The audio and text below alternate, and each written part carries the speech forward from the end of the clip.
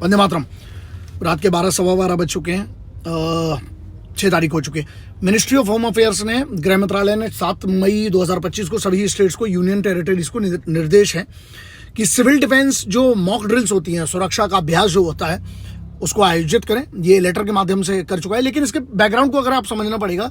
24 अप्रैल को prime minister साहब ने, नेशनल सिक्योरिटी एडवाइजर जो अजीत डोभाल साहब हैं, डिफेंस सेक्रेटरी जो हमारे गिरधर अरामने साहब हैं, उन सब के साथ एक अर्जेंट हाई लेवल की सिक्योरिटी मीटिंग की थी।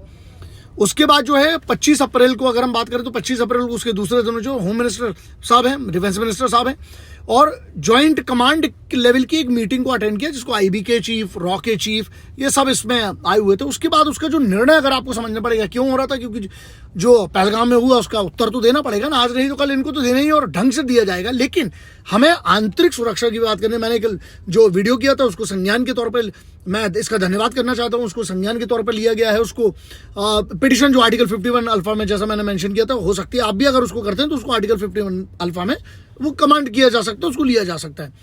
लेकिन जो अभी ड्रिल्स के जो आदेश दिए गए हैं हर राज्य को, इसमें ना बीजेपी कांग्रेस मत करना, क्योंकि इसमें राज्य जो राष्ट्र की बात कर रही है, तो अब राज्यों की क्या जिम्मेदारी होती है जब एक लेटर लिखा जाता है, गृह मंत्रालय की तरफ से आता है। ड्रिल का जो मेन फोकस होगा वो एयर रेड सायरन्स को, सिटीजन जो हमारी जो टेस्टिंग बोलते हैं उसको, कि एयर रेड सायरन्स की टेस्टिंग जो है, सिटीजन स्कूल्स की हम बात करें, कॉलेजेस की बात करें, इमरजेंसी सेफ्टी की ट्रेनिंग देना ये बहुत जरूरी है। मैं तो 10 साल से कहते आया हूं अब, लेकिन इस बात का धन्यवाद है जब जागे, क्योंकि सभी के लिए सबको इसमें कोऑर्डिनेट करना पड़ेगा। ब्लैकआउट प्रोटोकॉल्स जो होते हैं, लाइट्स पूरी तरह बंद करने की प्रक्रिया जो होती है, उसको इंपॉर्टेंट गवर्नमेंट और जो इंटेलिजेंस या फिर जो हमारे इंस्टॉलेशंस होते हैं इंटेलिजेंस एजेंसीज के तौर पर अगर हम बात करें उसको, तो उनके आउटपुट के हिसाब से जितने भी इंपॉर्टेंट गवर्नमेंट की या जो जहां बोल सकते हैं वल्नरेबल क्षेत्र जो हो सकते हैं, उसके लिए इंस्टॉलेशन जो है उसको कैमोफ्लेज करना ये भी जरूरी है। इसके लिए ड्रिल्स किया जाना जरूरी है।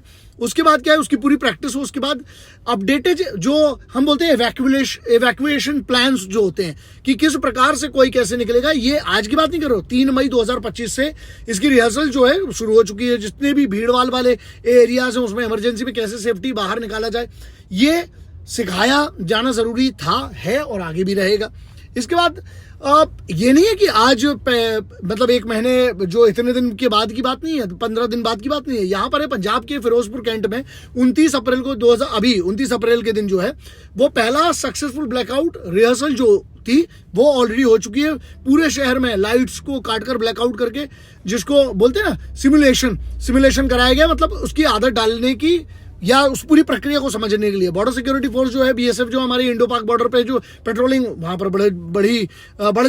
उसको बढ़ा दिया गया है।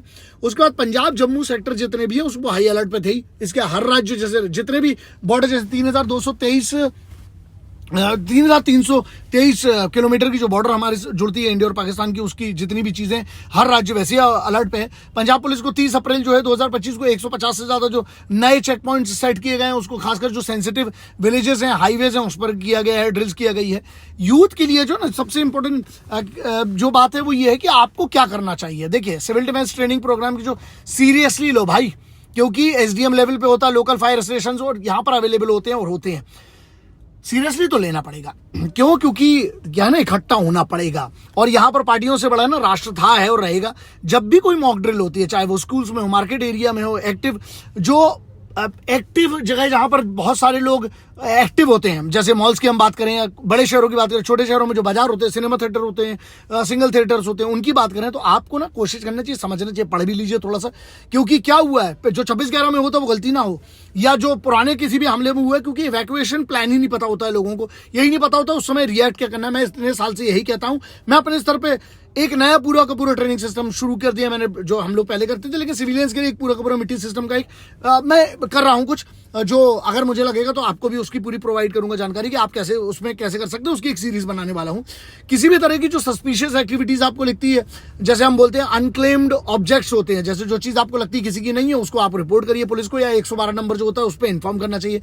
अपने घर और मोहल्ले में जितनी इमरजेंसी एग्जिट्स हैं, रूट्स हैं, जो हम कहते हैं लोकल शेल्टर पॉइंट्स होते हैं, आपको ये आइडेंटिफाई करना पड़ेगा, क्योंकि मैं कभी नहीं चाहता हूँ युद्ध हो, पहले उनकी इतनी औकात नहीं हम पे हमला करें, लेकिन कल को होता है तो उसकी तैयारी कौन करेगा? क्योंकि देखिए युद्ध तो ना हो ये सब चाहते हैं, लेकिन अगर कुछ भी ऐसी कोई हमले होते हैं लोकल लेवल पे होता है या कहीं पर आपके आसपास होता है तो आप क्या करेंगे? उसके बाद जो होते हैं रूट्स जो है, लोकल शेल्टर पॉइंट्स है, वो आपको पता होना चाहिए। फैमिली के साथ आप इस चीज को डिस्कस करना आपका बहुत जरूरी है, क्योंकि आप नहीं कर रहे हैं तो कल को किसी के लिए जिम्मेदार मत रहो।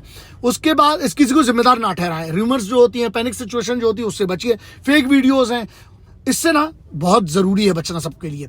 सोशल मीडिया पर कुछ बहुत सारे फॉरवर्ड होते हैं, कोई पता नहीं है कुछ भी कर रहा है, पहले आप चेक करो। जो भी इंफॉर्मेशन या तो सरकार की तरफ से आती है, नहीं तो जो अथॉरिटी उससे होती है, अगर वेरीफाई ना हो तो आप ना करिए। 12 साढ़े 12 बच्चों का है रात का। मुझे अभी भी मुझे लगता है घर पहुंचने में 3 से 4 घंटे लग सकते हैं। सुबह पहुंचूंगा, फिर उसके बाद बहुत सारे काम है, लेकिन मैं अभी अगर अपलोड हो पाया, क्योंकि ट्रैवलिंग में हूं, अगर अपलोड हो पाया तो ठीक है, वरना मैं कल इसको सुबह सुबह आपको ये मिल जाएगा। ध्यान रखिएगा, कोशिश करिए मिलकर रहिए, अंदर का माहौल खराब ना करें। दुश्मन की तरफ से मत लड़िए, लड़ना है तो देश की तरफ से। अगर कभी कुछ ऐसी स्थिति आती है तो इकट्ठा होकर हमको सबको मिलकर आगे काम करना पड़ेगा। अपना अपना ध्यान रखिएगा, अपनी सेनाओं पर भरोसा रखिए, और इतना भरोसा रखिए कि अगर हम इकट्ठे हो गए ना तो हमारी सबसे बड़ी ताकत यही है कि हम मिलकर रहें। ये समय नहीं है दोस्त हिंदू मुस्लिम से किसाई करने का, ये समय नहीं है पार्टीवाद करने का। और सब पार्टियां मिल जाओ, जरा शर्म खा लो, है ना। पक्ष विपक्ष बाद में कर लेना, जब अपन इस माहौल से बेहतर हो जाए। कार्रवाई जो होगी ना, कुछ आप चिंता मत करो, अभी तो बहुत सारे लाले पड़े हैं, बट ध्यान रखना, सबको मिलकर रहना। जय हिंद, वंदे मातरम, इंकलाब जिंदाबाद। भारत माता की जय। भारत की सुरक्षा में अपना जो योगदान दे सकते हैं कृपया दीजिए। राष्ट्र हम सबका है, सेनाएं अपना काम करेंगी, इंटेलिजेंस एजेंसी अपना काम करेगी, सरकारें अपना काम करेंगी। हमें यह देखना है कि हमारा दायित्व क्या है और हम क्या कर पाते हैं कि नहीं कर पाते, उस पर थोड़ा ध्यान दीजिए। वंदे मातरम।